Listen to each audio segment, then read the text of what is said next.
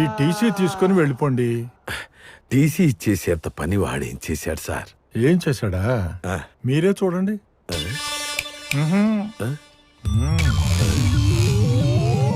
రే బుజ్జి, class room లో ఏం చేస్తున్నావురా? హోంవర్క్ చేస్తున్నానన్నా. హోంవర్క్ ఇంట్లో చేసుకోవాలి, స్కూల్లో ఆడుకోవాలిరా. మన ఇద్దరం ఒక ఆట ఆడదామా? ఏ మాట? ఏం లేదురా, నీ కళ్ళకు గంతలు కట్టి ఒక చోటకు తీసుకెళ్తా. అక్కడ నువ్వు సుస్సు పోయాలి. మళ్ళీ నేను ఇక్కడికి తీసుకొచ్చి నీ కళ్ళకున్న గంతలు తీసేస్తా. నువ్వు సుస్సు ఎక్కడ పోసో కనుక్కోవాలి. ఓకేనా? సరే. రే బుజ్జి, నేను 1 2 3 స్టార్ట్ అనగానే ఏం మాట్లాడకుండా సైలెంట్ గా జిప్ ఓపెన్ చేసి సుస్సు పోసేయాలి. ఓకేనా? ఓకే అన్నా. స్టార్ట్. పోయండ్రా.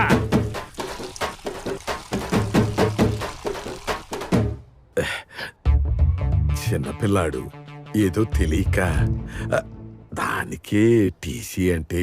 మీరు ఇంకా టెర్రాస్ మీదే ఉండిపోయారా? కిందకొచ్చి సెకండ్ ఫ్లోర్ లో చూడండి.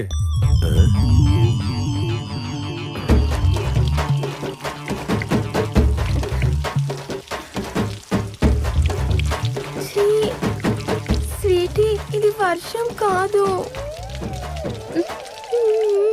అంటే చిన్నపిల్లలు వర్షం అనుకుని ఆడుకున్నారు సార్, దానికే టీసీ అంటే. మీరు ఇంకా సెకండ్ ఫ్లోర్ లోనే ఉన్నారా? ఫస్ట్ ఫ్లోర్ కి రండి. నాకు వర్షం అంటే చచ్చేంత ఇష్టం. అయ్యో విజయ మ్యామ్, అసలు వర్షం పడితే నేను ఇంటికి తడవకుండా వెళ్ళేదాన్నే కాదు. స్కూల్ అయిపోయింది. అవునా మ్యామ్? నాకు కూడా అంతే. పదని చెప్తా.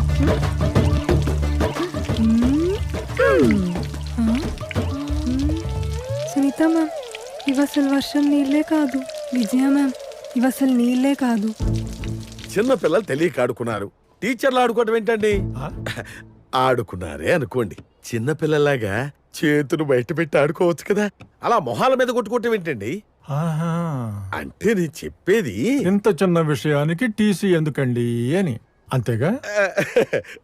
మీరు ఇంకా ఫస్ట్ ఫ్లోర్ లోనే ఉన్నారు. గ్రౌండ్ ఫ్లోర్ కి రండి. చూసారా మాస్టర్, బయట ఎండగానే ఉంది కానీ వర్షం పడుతోంది. వర్షం నీరు ఆరోగ్యానికి చాలా మంచిది. అవి దొరికినప్పుడే తాగేయాలి. కింద పడింది అనుకోండి పొల్యూట్ అయిపోతాయి.